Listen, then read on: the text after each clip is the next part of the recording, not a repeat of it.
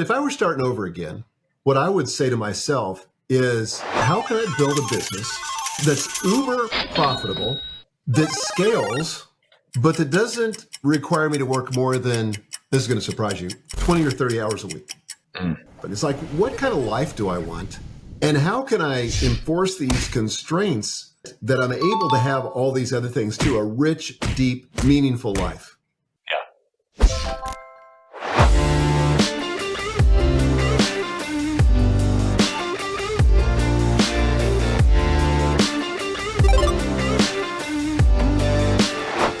I have a rule, and that is when something comes up in my life more than 3 times in a short period of time, I take the initiative to dig in a little bit deeper. And my guest today has come up a dozen times in the last 6 months because he is the coach, advisor, mentor for several people that are close to me and several guests that have been on the show. Michael Hyatt has bought and sold a dozen companies. He has run multiple 8 and 9-figure companies. He has both run private companies that have been bootstrapped and public companies that were exited for 500 million. He has a tremendous amount of experience as an operator and is just a wealth of knowledge. He is an incredibly sought after author with just absolutely prolific books that he's put out over the last 30 years, speaker and mentor. The conversation today both digs into the standard stuff that I ask about his history and his path and what he's into, and also some stuff that you probably have never heard with Michael Hyatt before. Great conversation with him. I hope you enjoy it. Michael Hyatt, thank you so much for carving out some time after some technical difficulties. We are here almost in person. We're here. Thanks, Brad. Good to meet you. Absolutely. So we've got some mutual friends. Justin Donald introduced us not too long ago. Great friend. And it sounds like you have been serving him very well as a coach for the last little bit here. Well, thank you. I love him. We have such a values alignment, and I love what he does for investors. And he's got one of my favorite podcasts out there. So it's a privilege to work with him. Absolutely. Well, I've known him a very long time, and I echo that sentiment. Well, there are a lot of things that I'm curious about with you.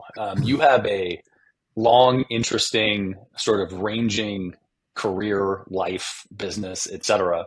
For those of you for the people listening that don't know, can you give me sort of the accelerated path of how you got to now? Yeah. So I went to college as a philosophy major and a music major, and decided that really wasn't going to work commercially. And the competition was fierce on the music front. So I thought, well, I'll just, dig into the philosophy thing, which I did. But I got a job at a book publishing company when I was a senior in college. I met my wife at that time. We got married. And I went to work for this book publishing company. And after I graduated, I continued to work there. So I've always loved books. And I thought, this is my life calling.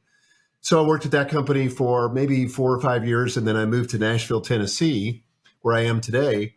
And I worked at Thomas Nelson Publishers, which at the time was the 7th largest book publisher in the US. And I was a divisional vice president. And then I eventually made my way to the C-suite and became the CEO of that organization. When I was leading it, we were doing about $250 million a year in revenue with about $42 million a year in profit. And we decided we were going to take the company private, which we did. We sold to private equity. We sold it for $500 million, which at the time was the largest sale of a publishing company ever. And then we eventually sold to HarperCollins. And at that point, I decided to make my exit and start my current company, Full Focus. And initially, I just wanted to do keynote speaking and writing books, but it eventually grew into an organization, and we're now an 8-figure business. We've been featured on the Inc. 5000 list 3 times, on the Inc. Best Places to Work last year. And so, yeah, that's kind of how we got to where we are. Probably our most successful product, and the product that we're known for, is we do a physical planner called the Full Focus Planner. And we sold 1.2 million copies of that, and it just continues to grow year after year, which is kind of interesting given the fact that most people use digital apps. But there's a large group of people that realize the limitations of that. including me. So I have a thousand questions about this. So the first off, the planner thing, I want to pin that because that's a fascinating proposition as a sort of a book to sell. Um, but before you accelerated through this course of your life, am I right that somewhere in there you had started your own publishing company as well? Yeah, I did. That I kind of glossed over that, but I actually left Thomas Nelson after a couple of years and decided to start my own company. I was very dissatisfied with Thomas Nelson at the time. And I thought, I was in my 30s. I thought I could do anything. I thought, this can't be that hard. And so I went out and started this company with a business partner, and it grew like crazy for 5 years. We got into a distribution partnership, and that didn't work. And the whole thing took the company down. So I would say we filed bankruptcy, but we didn't have any assets to pledge. So as it turns out, we didn't even have enough assets to go bankrupt. So we just went out of business. And I started a literary agency from there with the same partner. We did that for a few years, and then I found my way back to Thomas Nelson. So that was basically, I don't know, maybe a 7-year hiatus in my career, wandering in the desert, but a time in which I learned some of the most important lessons that I would ever learn in business. You're leaving me hanging. So what is one of those? Well, first of all, it's important, I think, to approach business with humility because you'll either be humble at the beginning or be humble at the end, because business is tough, and running a business is tough. And, I did some research recently using the U.S. Department of Commerce data.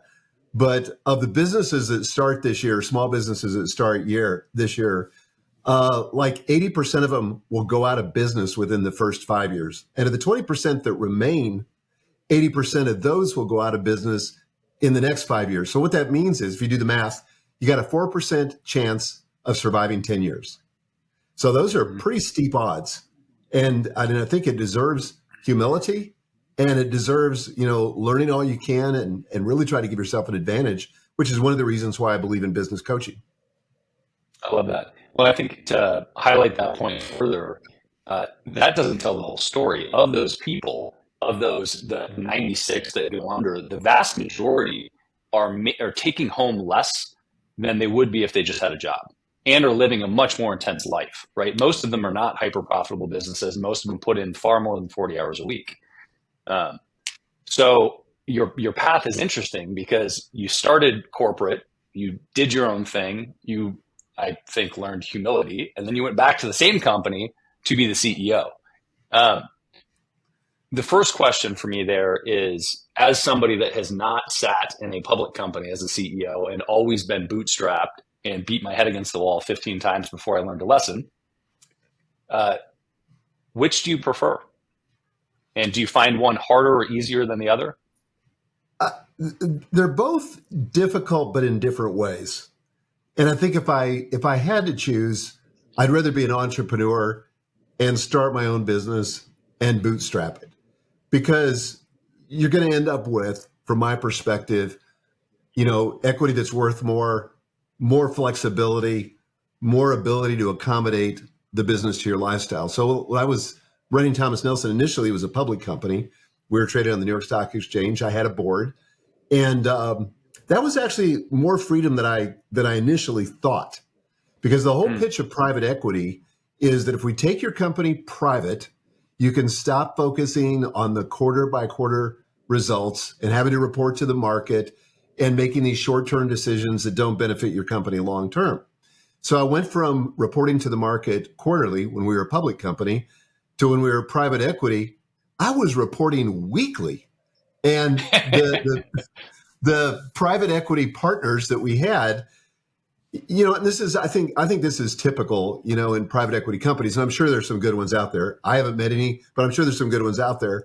But it tends to be a lot of people that have an MBA, and they think if they can make the business work on a spreadsheet, you ought to be able to pull the levers and make it work in reality. But that's not always the case. So their information is largely born of academic research. It's not really, doesn't really come out of, experience working in the real world.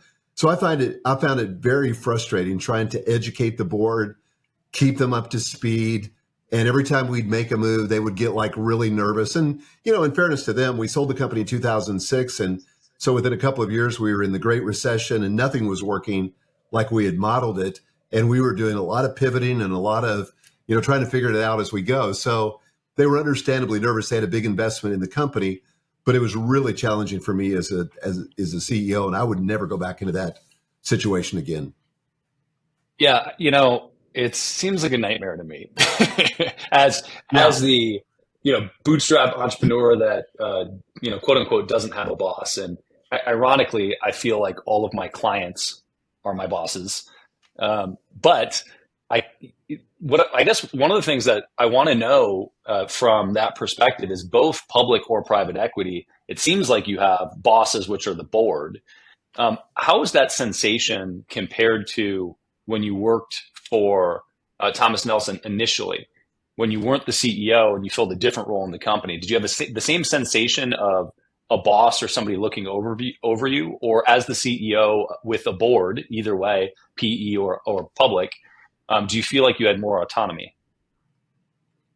Well, I definitely didn't have more autonomy when I was working in the organization, but not the CEO.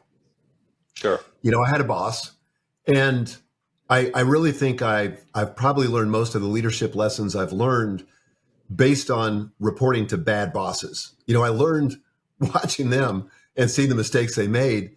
And I started saying to myself, if you can't have the boss you want, be the boss you wish you had. And so that really informed my leadership and the way that I ran the company after I became the CEO, and certainly when I started my own company. But I felt like I feel like I have the most autonomy now, because yes, I consider my clients my bosses in a sense, but the truth is I can fire my clients. If I don't like working with somebody, I can get rid of them. But it's hard to do that, especially in a public company, where they're elected by the shareholders, and then in a private equity company where they've got the lion's share of the investment. So they're not going anywhere. So you're just pretty much stuck with what you got. And, if they're good or bad, you have to live with it. Yeah, I can only imagine right now. Though I will say that when I talk to people that raise and look at the growth trajectory of some of them, they are accelerated, right? Their path moves faster when there's money present. When you moved out of that role as CEO and ultimately started Full Focus, yes? Yes. When you started Full Focus, you chose to bootstrap that, right? Right. Would you have done that differently? No. I love bootstrapping because I think you make better decisions when you don't have so much money. I think one of the little appreciated axioms of business is that constraints are your friend. Constraints in capital, constraints in time, all of that, because it forces you to prioritize. And to use a very graphic example that most people are familiar with, look what happened to Twitter when they had too much money. And then Elon Musk comes in, he fires 80% of the staff. And from my perspective, the product's only improved since he took over. They've done things to the software that many of us who are active Twitter users were trying to get Twitter to do for years and years. And he's made so many improvements, and he iterates, and some stuff works and some stuff doesn't, but he quickly learns from it and moves on. So I think, that too much money can be a problem. Yeah, I think that's an interesting construct, because the flip side of that is with a lot of entrepreneurs, when they're getting going and even into many millions, their relationship with money prevents them from moving forward. So yes, they don't frivolously spend, but often they don't spend enough to iterate quickly enough to move. And Elon, of course, is in a different category. How do you find that line? And when you went into Full Focus, you had run this large organization. What was your relationship with the money getting started? Because it was yours at that point. Yeah, well, I think initially, when I stepped into the position, job number one was generate cash flow and generate sufficient cash flow to cover my expenses. And so, I had very modest goals initially. I thought if I could do that, and I was scrambling to do that, but if I could do that, that'd be awesome. So one of the things I knew that I could monetize quickly was my speaking. So I was out there speaking 60, 70 times a year. And, I was doing that for a fee, trading my time for dollars. But I quickly realized, like after year one, I don't want to do that again. That's just like, I'm grateful for the cash flow and it's exceeded by my personal needs, but I don't want to live on the road. My family is too important to me. And so I said to my very small team at the time, I had an executive assistant. One of my daughters was working in the business. And I said, look, we need a plan to get me off this treadmill of constantly traveling and speaking.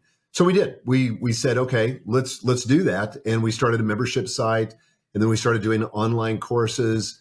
And all those things were way more lucrative, and they weren't trading my time for dollars, because you build an online course and you put in the time initially, and then it scales beautifully because no matter how many copies you sell, the production costs are fixed.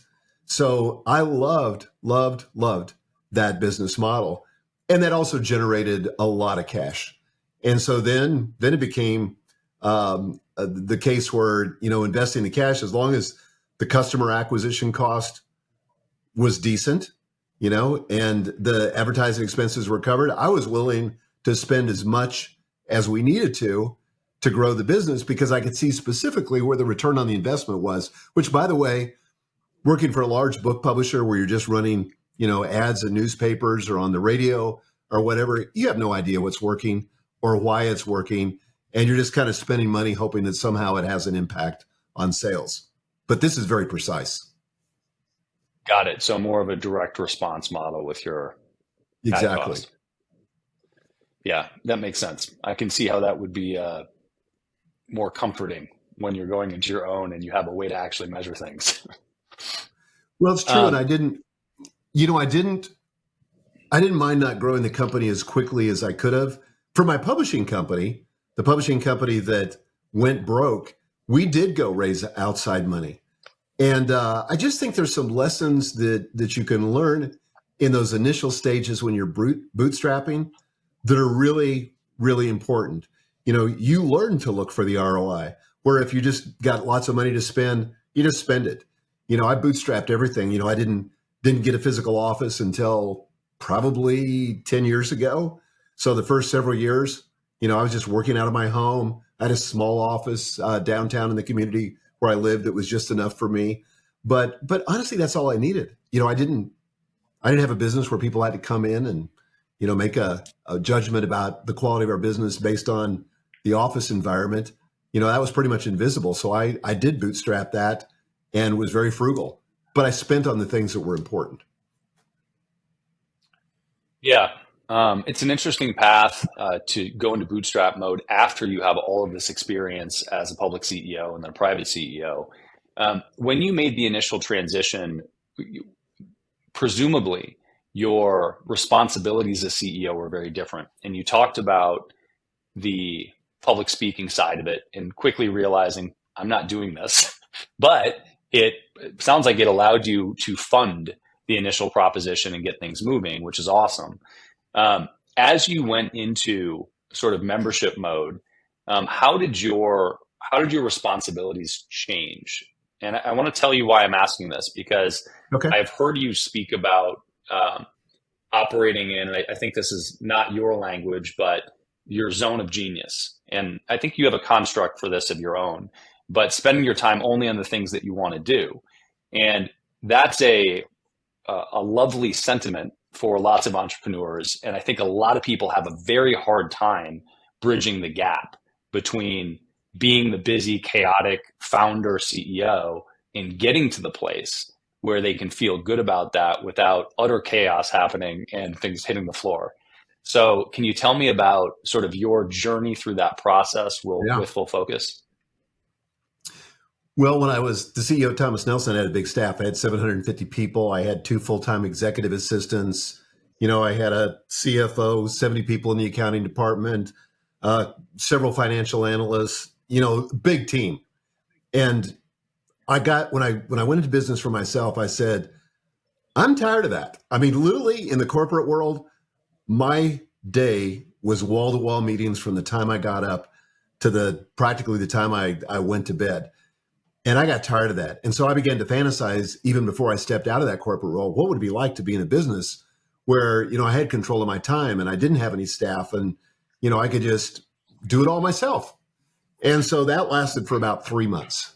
And the reason that lasted for about 3 months, and speaking to the zone of genius, my construct for that is we have a tool and a framework that I teach in my book, Free to Focus, called the Freedom Compass. And it's basically where your passion and your proficiency come together. So what do you love doing?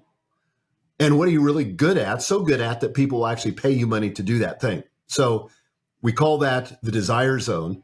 And as it turns out, there were a lot of things that I was doing as a solopreneur that weren't in my desire zone. And the zone where you have no passion, you hate doing it, and you're not very good at it, I call that the drudgery zone. And I was doing a lot of things in the drudgery zone. So I was doing things like, trying to find the FedEx box, which I'd never done before. I just handed it to an assistant and they went. So I'm trying to figure out all that stuff, booking my own travel, managing my own email inbox, all those kinds of things, managing my calendar. I was constantly screwing up. And I realized that I didn't enjoy doing it and I sure wasn't very good at it. So I initially hired, and I was really, really nervous about taking on overhead, but I hired an executive assistant, part-time, and she was virtual. And so there was a company called Belay Solutions that had just started right before I started. And so I kind of put out on Twitter at the time, I said, look, I'm looking for an executive assistant, but I don't think I want to get one full-time at this point. And so the CEO of that company contacted me immediately. Long story short, that really worked. She was working 5 hours a week for me for about 2 weeks. And then I said, this is amazing. So then we kicked her up to 10 hours a week and then 20 hours a week. And before long, I had a full-time executive assistant. And then I started adding people to the mix. And I realized that, there's a lot of difference between having a team of, 10, 15, 20, 50 than having a team of 750. I can handle the smaller team and I like the smaller team. I still enjoy that because it gives me the ability to specialize in those things where I really add value and stay away from the things where I don't. So I like the fundamentals of that. And the fundamentals of that to me make a lot of sense early on, meaning that the basic stuff that is just drudgery, I think is the word we use here, getting that off your plate.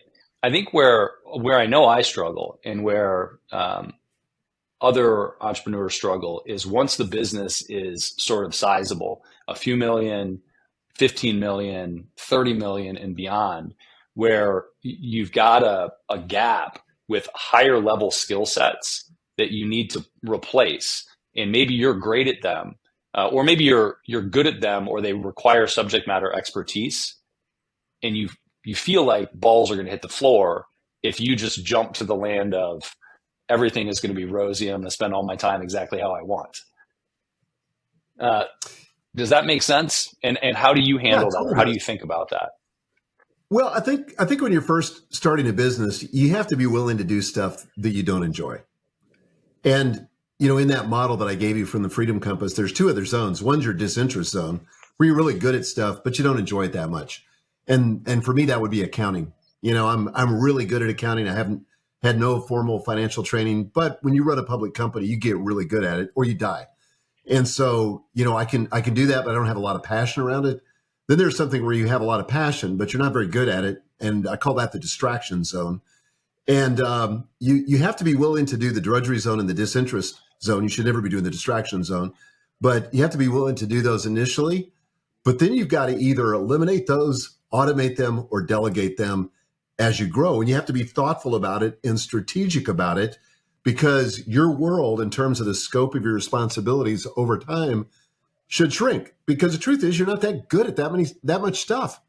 And so to figure out what you're really good at, where you add value, and where you can find teammates, they're actually better at the things that maybe you thought you were good at. Like for example, business coaching. This would be in my desire zone. So we've had a large business coaching operation. We just announced that we're sunsetting it, but we had a pretty large, like 300 clients in business coaching. And when we first started to scale that business, it was pretty clear I wasn't going to coach 300 people. And so we had to bring in outside coaches. And we had a format where we would do a one-day workshop every quarter for our clients. And we'd do those in cohorts of 50. And so I'd do a few of them. And then we started bringing in some other coaches that would lead those as well. And I remember the first time I sat through somebody else teaching my content, I turned to my daughter, who's now the CEO of our company, and I said, John's actually better at this than I am. And I'm not trying to be humble here. He's objectively better at this than I am. And so that freed me up to do some other things. So I think sometimes entrepreneurs think nobody can do what I do as well as I do it. So they don't even think about delegating it. But if you just kind of reframe that and think, there may be people out there that actually do it better than I do it, that's when everything begins to shift and you can begin to scale. So from a tactical perspective, with that approach, does that mean making sure that you're prioritizing sourcing and screening talent all the time as a CEO to get those things off your plate and not being a big rock on an ongoing basis? Yes, definitely. And I think it also means that you have to get crystal clear on what you're looking for. And so, for example, one of the things we create a lot of content. We have an entire content department with people that help me with my writing assignments. And one of the things that we learned early on is a principle that we now call the 10-80-10 principle, where I'm involved in the first 10% and the last 10%, but that 80% in the middle, like researching of content, finding the relevant science or statistics, interviewing past clients or current clients, all that stuff is that middle 80%. I don't enjoy that. I'm not actually that good at it. But we needed somebody that could write in my voice so that it would be seamless. So one of the things we did, and this is one of the things I think in sourcing, is if there's something you're doing now, deconstruct what it is that you do and why it works. And this takes some real thinking. And sometimes it takes some input from other people that sometimes can see why you're good and you can't see it. So my head of content basically deconstructed my writing and speaking style and created a 2-page cheat sheet for new writers. So when they would come in, he would say, okay, when Michael speaks, whether in written form or in speaking form, he uses short sentences. He tries not to use big words. He doesn't use a lot of jargon. If he uses an acronym, he explains it. So this kind of thing. So this is all there so that when they try to write for me, again, whether it's a speech or talking points or a blog post or a book, then it's going to be closer to the final thing. And I've got less to review on the back end because they've done that. So I think getting the clarity about what you need is important. And most entrepreneurs don't go to that depth. And in fact, I talk to a lot of entrepreneurs when they're hiring a position, they don't even bother to do a job description. Well, a job description is your vision for that position. And if you don't have clarity about what it is that you need, how in the world will you recognize when the right person shows up? And this is where when you have a mishire, you hire somebody and you go, gosh, they're not really that good. Well, the truth is you weren't that clear on what you needed on the front end. And 90% of the time it comes right back to you. Yeah, that's some hard truth for a lot of people. It is, unfortunately. And I've learned this the hard way. Likewise, I'm still learning it. I think that a lot of people want to run full speed and frequently miss the planning and preparation phases, thinking that that's a shortcut. And as you just said, if you don't define the outcome that you're after, you're probably not going to get there. Well, and if your business is taking off, you're feeling a little overwhelmed and you're thinking, I just need a warm body in this seat. And so people end up hiring their friends or they hire family or they don't do the necessary vetting. By the way, almost no entrepreneurs that I know or have met check references on hires. And if they would just do that one simple thing, they would figure out, or they would keep from making a lot of mistakes, hiring mistakes. But I'm amazed at people that we've let go from our company that just didn't cut it, that some other entrepreneur I hear, they picked him up. We never got a phone call. we could have saved them so much grief. Maybe they'll flourish in that environment where they didn't flourish in ours. But, if I were them, I would at least want to be informed by what transpired so I could ask the right questions and then just consider, is this going to work in this environment better than it didn't work in the last environment? Where does hiring fit in your quadrant for you? I would say it's probably somewhere between my drudgery and my disinterest zone. My problem when I'm trying to hire is that I spend most of my time trying to sell my company and close the sale with the prospective employee. Like if we click, left to myself, that's enough. And I'll make all these same mistakes. And I'll be trying to sell them to come aboard. And I think it's going to be great. And I paint this rosy picture to myself. And that's why I'm not involved in hiring. So I let my team do that. I need somebody that's pretty analytical, somebody that's pretty much what on the Colby assessment is called a fact finder, somebody that's willing to do the research, ask the tough questions, be a little bit skeptical. Certainly we want to sell them on the company, but I usually come in at the last minute. If I do come in, and even then it's rare unless it's somebody on our executive team, but I come in at the last minute after pretty much the decision's been made. And I think my team's just trying to make sure that I feel like I had a part in it. That's interesting. So CEOs across the board, when I ask them what their role is or what their responsibilities are, I get a bunch of different answers. And one of them is, one that seems to be a pattern is focusing on hiring. For you right now, if hiring is not one of your three, and I guess actually this is a good transition because you are not currently the CEO of your company. Is that right? Correct. I love that. And who is your CEO? So my oldest daughter, Megan, is the CEO, and that transition happened 3 years ago. Wild. So I want to ask you about that. But first, Okay. I want to ask you what her core responsibilities are. Well, her primary responsibility is vision and strategy and culture. I kind of think of that as all the core ideology of the business. And we place a strong emphasis on culture because it's our conviction that culture is the unseen force that drives operating results. And I really saw this in the corporate world big time, where if you had a culture that was dysfunctional, it would dramatically impede your operating results. And at Thomas Nelson, when I first got there, that was the case.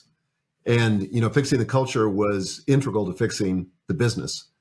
So that's one of her primary responsibilities. I think in addition to that, just kind of coordinating the team, making sure, sort of like a conductor in a symphony, making sure that she's got the best people in the best roles. She's very involved in the hiring and the sourcing of those hires. Got it.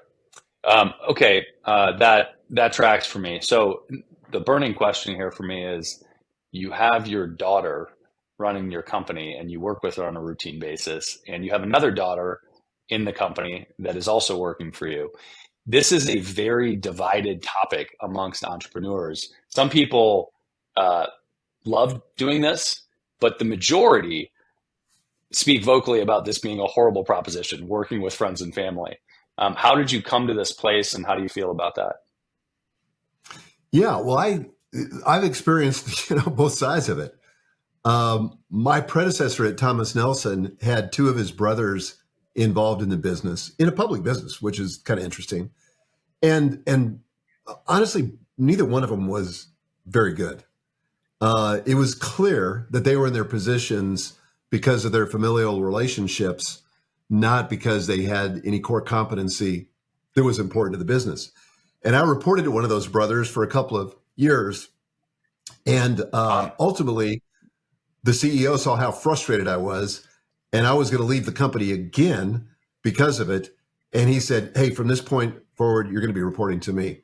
And that changed everything because he was amazing. But yeah, so I think it can definitely go negative. I would think twice before I did it, but and maybe every every entrepreneur who puts his family into the business is blind to the fact that they're incompetent. But I don't think so in my case. My daughters are amazing. All of my daughters except one, so 4 of the 5 are entrepreneurs, all very successful in their own right. And the 4th one is married to an entrepreneur and has decided to kind of check out for this time to raise a family. And that's awesome. But yeah, I think it can work. But the key thing is you got to be really objective. You got to hold them to the same standards that you hold everybody else to. You got to make sure that you're paying attention to the information and the feedback that you're getting from the rest of the team. You can't give them any special privileges or whatever. In fact, I like to think that they're judged by a stricter standard because I know how important, this is to the rest of the team. So holding them accountable, all of that, is critically important. And I'll say this, it won't work unless you have strong relationships outside of work. And so we're a very, very close family. I was saying to you off air before we got on, I think it was before we got on, that all 5 of my daughters live within 20 minutes of me. All 10 of my grandchildren are within 5 minutes of me. And so we're very close as a family and we have very healthy relationships. But if your relationships are unhealthy, if there's a lot of, past stuff that hasn't been resolved, if there's passive aggressive behaviors, that's going to work itself out in the business and be detrimental to the progress of the business. So it's important to keep your accounts clear and make sure that have really healthy relationships with your family if they're going to be involved in your business. Does that mean that it sounds like for you that means, and obviously this is family, not just close friends, but prioritizing out of office time just as much as in office time or significantly? Well, yeah, Brad, I would say that everything flows from the quality of your relationships. That's true for people that aren't your family. It's true for people that are your family. It's kind of the oil that makes the machinery work, the quality of your relationships. So yes. And, I used to be one of these guys, I don't know if this means anything, but I'm an Enneagram 3 on Strength Finders. My second strength is achiever. I'm one of those people that, man, I'm very task oriented, not naturally people oriented. And so I kind of saw small talk or building relationships as kind of a distraction from getting the work done. But the older I've gotten, the more I see, no. Small talk, very important. Investing in relationships, very important. Non-productive relationships. Like I'm taking somebody with me from the company this weekend. We're going fly fishing in East Tennessee. And I know that will pay huge dividends. Now, I want to do it just because I want to spend time with this person, but I know it'll pay huge dividends in the business because we will have conversations in the context of fishing on that river that we would never have any other time. He'll get to know me and I'll get to know him in a way that's really important. So yeah, you got to invest in the relationships. Yeah, that makes sense. And I couldn't agree more in general with relationships. I have found that experiences like what you're talking about, unique experiences, specifically those that have some sort of heightened emotional engagement, drive relationships very quickly in one direction or another. Either you connect right away or you push away right away, but you get to know each other right away. For key relationships that make sense to me inside of a business, for all relationships in a business, I think people sort of thread that needle differently. Some people like to separate work and personal life, and some people want to make sure that there's a mix throughout their companies. Do you think that there is a right way to do that? I'm not sure. I can tell you that our mission as a company is to help people get what we call the double win, which is winning at work and succeeding at life. And we believe that life is multifaceted and work is only one of several domains. And people don't show up just like they just like carve out that piece of the pie that's work and they show up with that piece at work. No, they come with everything. They come with the health they have, they come with the relationships they have, and there's enormous overlap and interplay between all those relationships. If things aren't going well at work, that person's going to bring that stress home, and it's going to affect their relationships. It's going to affect their health. Likewise, if their relationships at home are in good shape, if they're in relatively good health, that's going to impact their ability to be productive at work. So we can't just, create this wall of division and keep it nice and neat and make this separation, because that's just not how life works. I show up as a whole person. Well, on the employer side, I want to recognize that. And I want to make sure that I'm encouraging people to take the time they need, for example, to cultivate deep, meaningful relationships. I know that if they have that at home, they're going to be way more productive at work. If they're sleeping well at night, they're going to be more focused, more creative, more productive at work. So I want to do the things that lend to that. So, for example, we encourage people not to work more than 40 hours a week. And in fact, if you work more than 40 hours a week, we'll probably have a conversation with you about that, because we know eventually the business is going to pay the cost of that. That's going to have an impact back on the business. And when people know you care about these other areas of their life, it makes them even more committed to the company's mission. So we want that for our clients. We want that whole double win for our clients, but it's got to start at home by us practicing what we preach and also encouraging our employees to have the same thing. We want them to be the models of that so that they're representative of what it is we're trying to sell. So I've read about this with you. You wrote a book recently called Win at Work, Succeed at Life. And there are several things that I took away from that. And I want to talk about the book a little and move away from this being my personal coaching session as a CEO and dive into some other parts of your life. But one of the things that you have in the book that's interesting is this concept of hustling and breaking, and pushing really hard and then grabbing the handbrake and taking time off. I think for a lot of people, they perceive that to be balance, but the way that you frame it in the book, it's sort of an aggressive, jarring proposition for individuals. What is the difference between balance and hustling and breaking? Yeah, so let me start with telling a story, and this happened back when I was at Thomas Nelson, but before I was the CEO. So this would have been about 2002. I became a divisional manager for one of Thomas Nelson's 14 book publishing divisions. So that division was dead last in revenue growth. In fact, it was shrinking. It was dead last in profitability, and the previous year had lost money. I didn't know that when I accepted the job, but I quickly found out that we were in trouble. 14 out of 14. So the CEO asked me, he said, how long is it going to take you to turn this division around? And I said, and I totally pulled a number out of the air. I said, I think 3 years. He said, well, that's kind of what I was thinking. So go make it happen. So I did it. So I went back to the team. They were pretty demoralized given their current position in the company. But I painted a vision for how I thought we could become the fastest growing, most profitable division in the company. It would take about 3 years. Here was the vision. Everybody got excited about it. And we rolled up our sleeves and went to work. And we were working like so many do in corporate life, 70, sometimes 80 hours a week. I was traveling constantly, almost never at home, eating junk food, eating at my desk, sometimes skipping meals, all this stuff, not paying attention to my most important relationships. But in 18 months, we turned the company around, turned that division around. We went from number 14 to number 1 in revenue growth, in profitability. Morale was off the charts, and I got the biggest bonus check I'd ever received in my career. It was more than my annual salary. I was giddy. So I went home to share it with my wife, Gail. We've now been married for 45 years, but this was, 20 years ago. So I go home. I knew she would be so pumped. And I was so excited about this. This was kind of the validation of all my hard work and everything I'd done for a couple of years. So I showed her the check, and she wasn't that excited. And she said to me, she said, we need to talk. Well, man, my heart sank because I thought, whoa. We went into the den. We sat down. She began to tear up.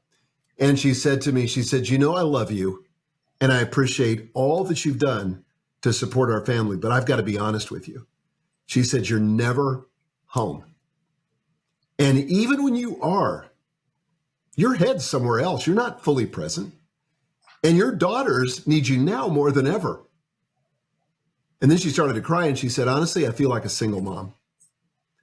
Well, that was not what I was going for. But I felt like I was facing this impossible choice. I could either win at work or I could succeed at life, but I couldn't do both. And on the one hand, I felt like I had this obligation to my team at Thomas Nelson because they had worked so hard. They wanted to continue to lead. They liked the bonus checks. And so I felt obligated to them. But on the other hand, my wife and 5 daughters who also needed me. So typically, I think that when people are faced with this choice, they do one of two things. Either they apply what I call in the book the ambition brake, which is basically, look, this is too expensive for the things that I value most. And so I'm going to throttle back my vocational ambitions so that I can give time to my family, give time to my health, and all of that. I'll just settle. The problem with that is that there's a lot of potential that's left on the table. And the other approach is what I would call the hustle fallacy, which is basically, someday I'll retire, someday I'll get to the point where I can give my family the time and attention they deserve. But in the meantime, I am going to work 80 hours a week, do whatever it takes to succeed, hopefully have a big payout someday and give my family all that they want, which usually doesn't happen. So many people lose their family by the time they get to that point, or lose their health before they get there. So that's not a viable solution. I kept thinking to myself, is there a third alternative? Is it possible to win at work and succeed at life? And so I just kind of held out that possibility and went in search of it. And one of the first things I did was I hired an executive coach who was enormously helpful to me in helping to find that third alternative. And that's really what I've dedicated my life to, is helping entrepreneurs find that third alternative, because I really believe it's transformational. And I believe that if you do that, you'll have even more success than you could ever experience if you just, engaged in either one of those without the other. So we talked a little bit about this earlier relative to getting out of the drudgery zone. And you said for entrepreneurs, bootstrapped in particular, when they're starting, inevitably, you have to do a bunch of these things. Is there, in your eyes, a period of time to just put your head down and grind and, quote unquote, make the sacrifice for a better life in the future? And I'm in complete agreement that if you're not careful, look, the finish line, you're never getting to the finish line. It keeps moving. So it's very easy to rationalize a never-ending race where you are doing 60, 70, 80, 100 hours a week. How do you look at the startup phase versus the iterative phases to get to scale, and in that particular frame of the double win? I think what you said, Brad, is important. And I would say it this way: never underestimate your ability to deceive yourself. And we tell ourselves so many lies. And one of the most prevalent ones, and one of the ones I told myself, is that this work situation right now isn't permanent. It's only temporary. And I would say to Gail, my wife, many times I'd say, well, honey, I'm without a marketing director right now, but as soon as I get that position filled, then I'll give you and the girls the time and attention you deserve. Or once we get this new product out the door, once we get it launched, then I'll give you and the girls the time and attention you deserve. But the problem is that temporary situation leads to another temporary situation, to another temporary situation. And before long, the whole fabric of your life is permanent. And that's where the self-deception comes in. And people wake up and they're, 50, 60 years old, and they're going like, well, this is not where I expected to be at this time in my life. But it was kind of predictable if you looked at it back at the beginning. So I don't have any problem if people go out of balance for a season. And it's very helpful that season part of it's really important. But I think to have an agreement with your spouse or your significant other and just say, look, it looks like, and I had this last year for about 3 months. And I sat down with Gail and I said, look, I need to work like 60 hours a week because we're trying to get this product launched. And I don't think that's going to take longer than the next 30 days. But I don't want to do this without your agreement and the accountability to you that this is going to end in 30 days. And so, it may be 90 days, it may be 6 months, it may be a year. I don't really care, as long as you just don't inadvertently, unconsciously drift into this place where that becomes your lifestyle. So sometimes it is important at the beginning, but here's the problem with it too. It's like having too much money. Time can be this way. If you have too much money at the beginning, you'll make stupid decisions and you won't prioritize. And constraints force you to prioritize. And it's true with your money, and it's definitely true with your time. So before I hired this executive coach, when I was trying to get out of this, impossible choice, my work life looked like this. The middle of the afternoon, I might waste some time, just shooting the breeze with somebody. And I would say to myself, well, it doesn't really matter because, tonight when I get home, I'll have dinner with the family and then I'll crack open my laptop and I'll get back to work, and I can work till 11 o'clock tonight, or I can get up early tomorrow morning. And so I wasn't forced to prioritize. But one of the things the executive coach said to me, and this is like the most valuable advice I ever got, was he said, you need to set boundaries around your work for the sake of the work and for the sake of your family and your own health. And so he said, what time are you willing to go home in the evening? He said, I want you to set a hard boundary that you're willing to be accountable for. And I said, okay, I'm willing to go home, or I'm willing to be home at 6 p.m. And he said, and not crack your computer till the next morning? And I said, yes. And boy, I was really reluctant. I thought, how is this going to work? And he said, are you willing to not work on the weekends? Because that was one of Gail's complaints too. And frankly, it was one of my complaints. And he said, are you willing to not work on vacations? Because I was the guy that would go on a vacation, get up early before the family, churn through a bunch of email and, take calls in the middle of the day, all that kind of stuff. I was on call all the time. He said, are you willing to not work on vacations? I kind of took a gulp and said, yes, I am. And he said, great. He said, I'm sure you won't mind if I call Gail occasionally to find out how you're doing. Well, it was at that moment, Brad, that it got real. And he did call her. He called her several times and checked in on me. But what that forced me to do was to make decisions about my priorities, because I knew that once the clock, was approaching 5:30, I had to leave so I could be home at 6, which is the commitment I'd made to my coach, Daniel, and I'd made to my wife, Gail. And so it forced me to make better decisions with my time. I got uber productive. And all of our tasks are not created equal.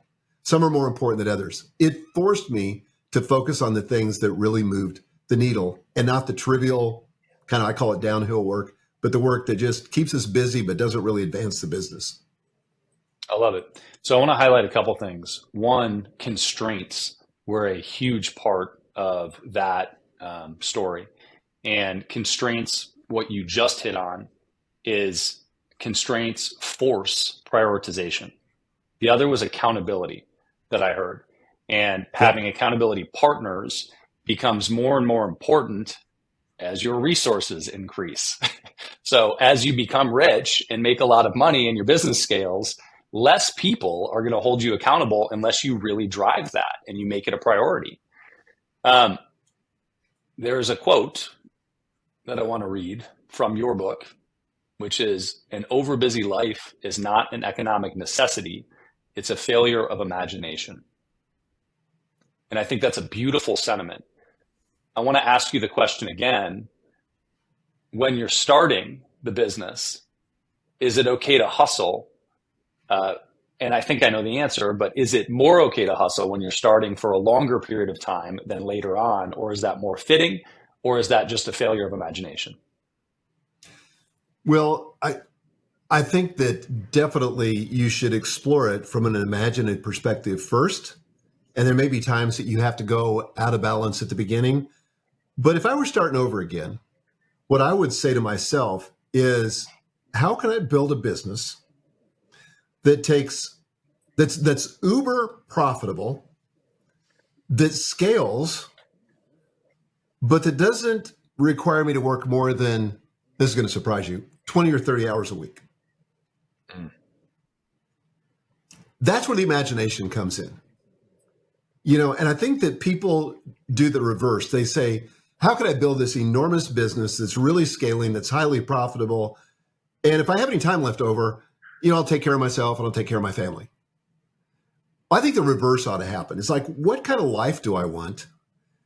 And how can I enforce these constraints on my work such that I'm able to have all these other things too, a rich, deep, meaningful life? Because there are people that do it. Yeah. We were talking about our mutual friend, Justin Donald. He doesn't work that much and he makes a lot of money. This is very true. Very true. Well, the other thing that you said that I think is great that I want to also highlight is the notion of a concrete endpoint. And one of the things that we do internally at EasyPay Direct is anything that we perceive to be a test, meaning something that we're trying and we're unsure of the ROI or we're unsure if it's going to be a good fit or in good alignment, is we set a timeline to review. And we say, hey, let's do this thing.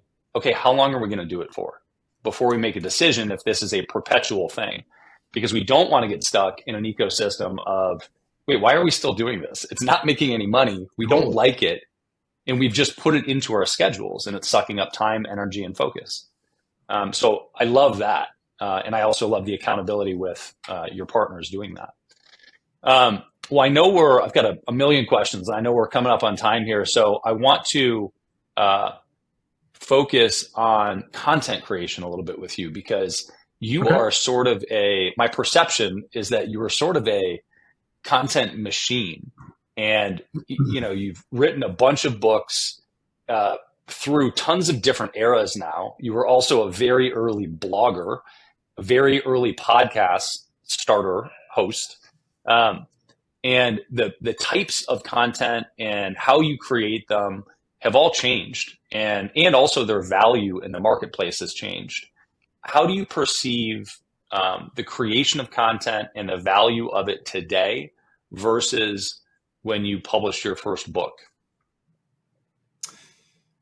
I think that blogging, which I started in 2004, was really important at the beginning. It helped me build a mailing list that enabled me to step away from the corporate world and start a business, where I didn't really have to start from scratch. I had a mailing list, and man, that's like one of the most important assets to this day that I have.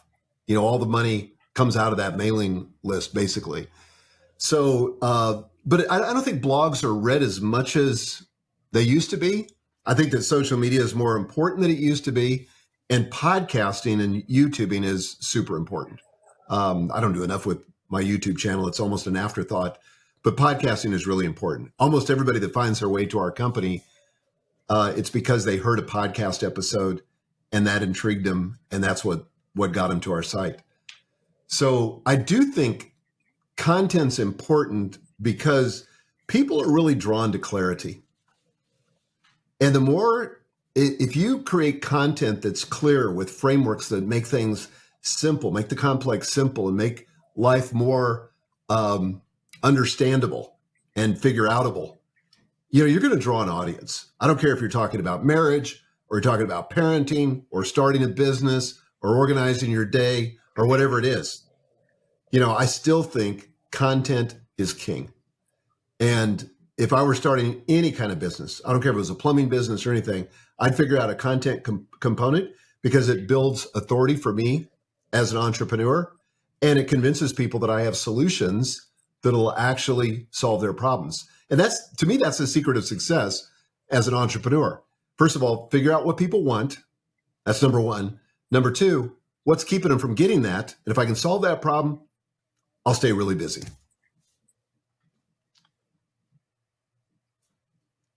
How do you perceive, as somebody that's written a bunch of books, where do books fit into this content machine? Because presumably, well, there are many people today that write books solely as sort of a credibility piece, business card. It's become, an entrepreneurial thing to do. Yeah. Where do books fit in the content equation versus some other thing that you're trying to accomplish with them? Well, I still think they're critically important. And any content that I create is something I create first and foremost for myself. So I'm trying to understand something, or I'm trying to make sense of something, or I'm trying to put it together in a way that I can convey it to somebody else. And I think there's nothing to this day that credentials you more than being a published author. I don't care if you get a PhD, if you're a medical doctor, I don't care what it is. I mean, some of those things are table stakes just to operate in the world, but they won't credential you with the general public like being a published author will. That, all I have to look is at keynote speaking. If you're not a published author, you're probably not going to get many gigs, or they're not going to pay much. But once you become a published author, and particularly if you've hit a bestseller list, that changes everything. Then people begin to know you by that thing. And if you're serious about marketing it, like I'm never the kind of person that's just going to self-publish a book and I don't really care if it sells any because I give it to my clients or whatever. That's a legitimate strategy. But I want to market it, and every time I'm trying to hit the bestseller list, because I want the book to be working while I'm sleeping, to be introducing to me to people that I can't reach right now that are outside my sphere of orbit, so that I can bring them into my orbit. And books do that. I think they're a great tool for filling the top of the funnel. That's great. Well, for the sake of time, I'm going to tease people with your book because I know we don't have time to get into it. But When It Works, Succeed at Life, there were a couple things I encourage anybody that is, I think there are lots of lessons for entrepreneurs, but anybody that wants to write a book, looking at the framework of your book is interesting. There are two narrators in the book. That's unusual. And so as you talk, periodically you interject and say, hey, this is Michael, or hey, I'm sorry, I forgot your daughter's name. Megan. Yeah. This is Megan. And so you have two narrators. That's totally unique. The other is that you have actionable items for each chapter. You have activities that go with the concepts that you're outlining in the book. And I think that that's a really, really interesting framework to engage people in the book and probably encourage sharing.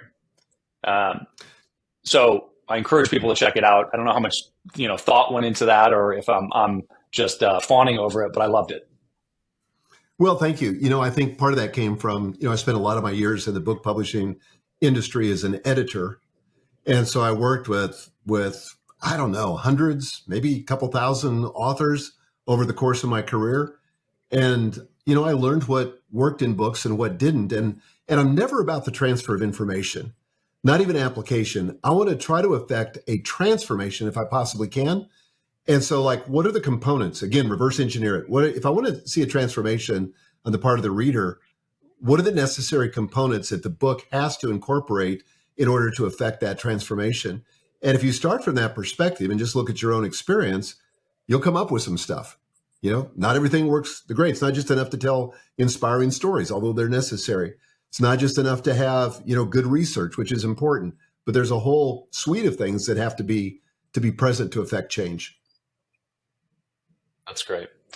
Well, for the sake of time, we got to call it quits here, but I want to ask you 1,000 other questions. In lieu of that, where can people find out about you if they want to dig into the company, the books, wherever you want to point them?